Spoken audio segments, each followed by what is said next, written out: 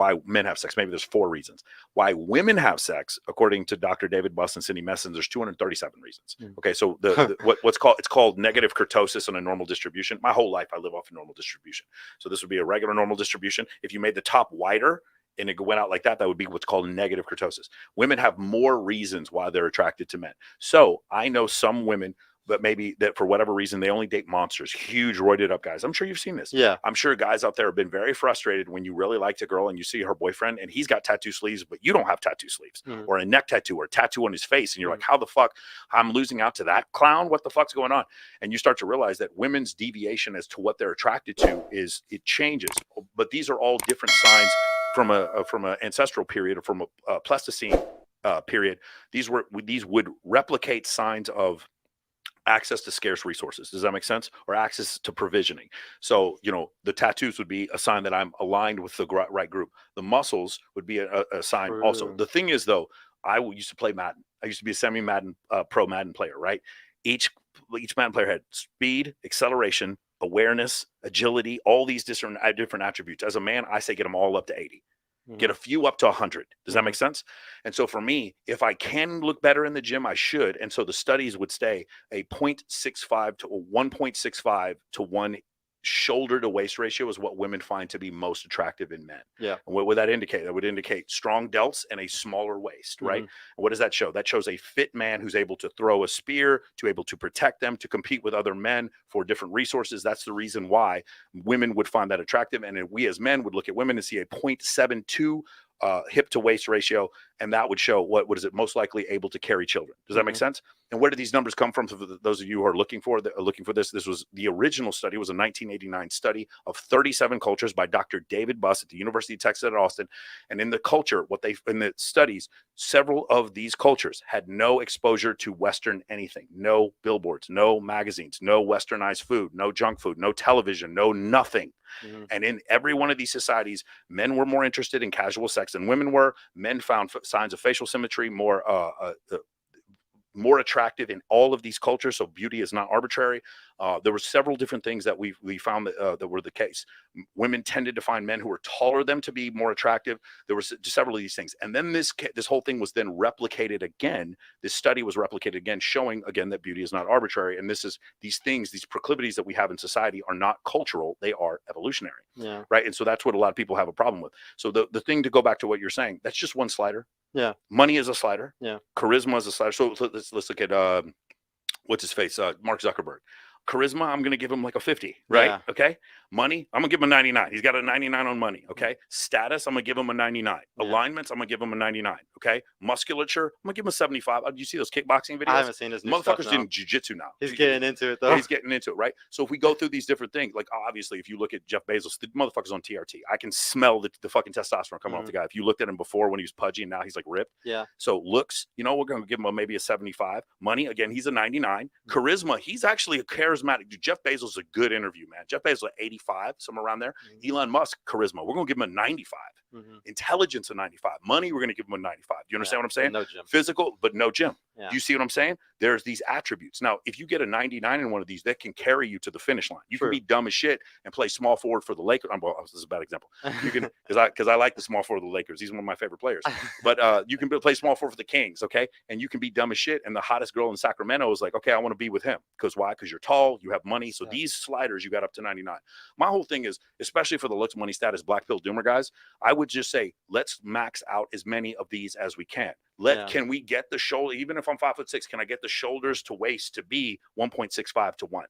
Because the science shows us this. Does that make sense? I'm scared of them getting stuck into a cycle of insecurity. That's what bothers me, is because, you can get into a gym and I'd say probably 70 to 80% of the people, it does good for them. Yeah.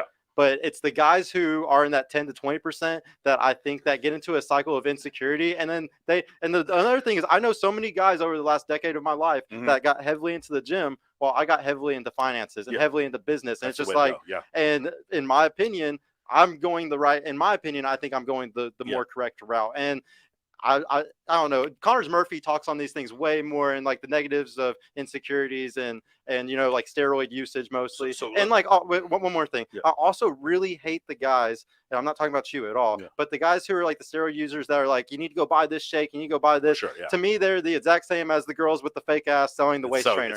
Yeah, it bothers me. Have you guys seen Chris Hemsworth's new fitness product? Why do you not look like Chris Hemsworth? Because I didn't buy Anavar. That's why I don't look like Chris Hemsworth. It's you need some more D-ball. You need some more D-ball. Okay, so the thing is, that I would try to say about that is, the study that shows that violent video games do not make people violent. Very true. Yeah. I think the insecurity was already there. Yeah. I think what we look for is ways to express our insecurity in different ways, and that's where you find the 5'3" guy who takes massive roids. Yeah. The guy's on fucking Anavar, and he's on what's the stuff that makes people go crazy? Not Winstrol. Trembolone. Yeah, Tren. The guy's on Trembolone. He's all fucking veined up. His hair's falling out. You know what I'm saying? Yeah. His dick gets hard like 3 days out of the month. You know what I'm saying? He wants to fucking kill his girl while he's choking her, and then his dick doesn't get hard. Trembolone, Tren dick, whatever it's called. Whenever that kind of stuff happens, you're right. That's an expression. But I think there's a mental disorder that comes before that.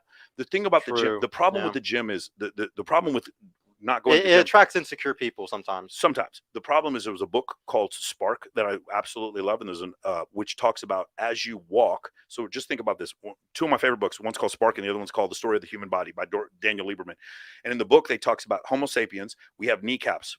Other primates don't have kneecaps. We have adductor and abductor muscles, which allows us to walk upright. We have a ball and socket joint in our arms, which allows us to throw objects overhand. Look at all our sports. Tom Brady, the javelin, the discus, a basketball, a baseball. That's what we're doing. Apes can't throw overhand. They cannot throw. Know that. Yeah. We have two eyes on the front of our head. We have sweat glands. Pigs don't have sweat glands. They have to pant. So does your dog. Your dog has to pant. Doesn't have sweat glands. We were evolved to be long distance hunters. If you guys didn't know that, that is why you exist. The reason why humans are so much smarter than other animals is partly because of the pathfinding we needed to know. It's like, hey, son, do you remember the water buffalo is going to be at the water hole later? Let's remember that. We'll use spoken language in order to remember that. Facial expressions. Look over here, there. Yeah. Humans can do that. Other animals can't do that, right? It's not like the velociraptors in fucking Jurassic Park it doesn't work like that. Most animals can't work in tandem other than chimpanzees. They actually do. But most animals can't work in tandem. We work in teams. We're long distance hunters. When really wealthy people, when they say, man, I have to go make a decision, you know what they say? They say, I have to go take a walk. I have to go take a walk. There's something about humans that was made to exercise, to walk. When you and the other tribesmen 50,000 years ago were taking a walk, what were you doing? Walking around the perimeter of the village to make sure that the enemies weren't coming. Natural selection would reward the families or the men who were vigilant, who could stay up and take the walk. Does that make sense? Yep. That's the main reason why that is. And the physical fitness aspect of it, one of the things is, to a certain extent, your body will give you what it needs, right? You will produce less testosterone if your body doesn't need testosterone. If you're in a situation where you're surrounded by hot girls all the time, or you're having to lift heavy weights, your body will actually produce more testosterone. Does that make sense? Yeah. So the thing for me is what testosterone does is it makes effort feel good, right? And so when you lift weights, you'll get 20, 30, 40% testosterone, more testosterone. If you're having sex on a regular basis, you'll get like another 10, 15% testosterone. Those things for men make us have the ability to lift weights or to be more masculine. And women do find those things attractive. Not all the time, not in every man, but in a lot of men, that is the case. To me, it's just one slider to turn up. As far as the insecurity, man, the problem is the insecurity can't outweigh the thing I was talking about walking. The book Spark talks about the norepinephrine, dopamine, and serotonin levels in your brain. They level out when you go take a walk. If you take Prozac, you get a mixed set of those neurochemicals. Does that make sense? Mm-hmm. Too much dopamine, not enough serotonin, yada. I don't know what the exact numbers are, but the point is your body has natural ways of fixing itself if you do the exercise. And the other thing is, man, when I record my program, I always do it after I lift, because that's when I am the most inspired. When I have the adrenaline and the dopamine and all these things, these neurochemicals going through my body, that's the reason why I feel that way. So all I'm saying is, this is something I would just question.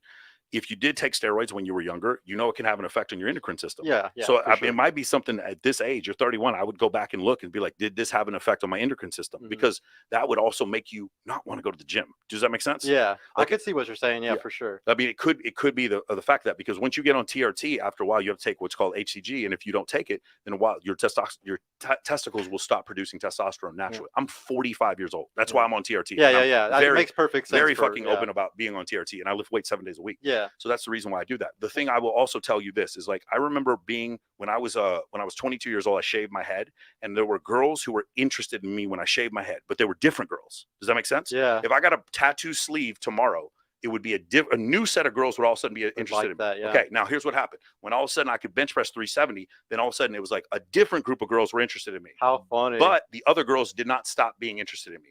I'll give you an example. If a girl's out there, you ever got a boob job, every girl, you ask them before they get a boob job and after they get a boob job. After they get a boob job, you get more attention or less. They'll all say, I got more attention. Men will be like, no, I like natural boobs. And I'm not saying you don't like natural boobs. But when you get a boob job, then now there's a new group of men that all of a sudden like, I want that now. I want that also. Does that make sense? And so that's what I'm saying. Getting in shape and being physically fit as a man, like proportionally shaped. Yeah. I don't need to see crazy shit. I don't need to see veins right here in your lower abs, you know, that kind of crazy shit, and the fucking veins and like the oily skin and shit from taking. I don't want that. That's what I'm saying.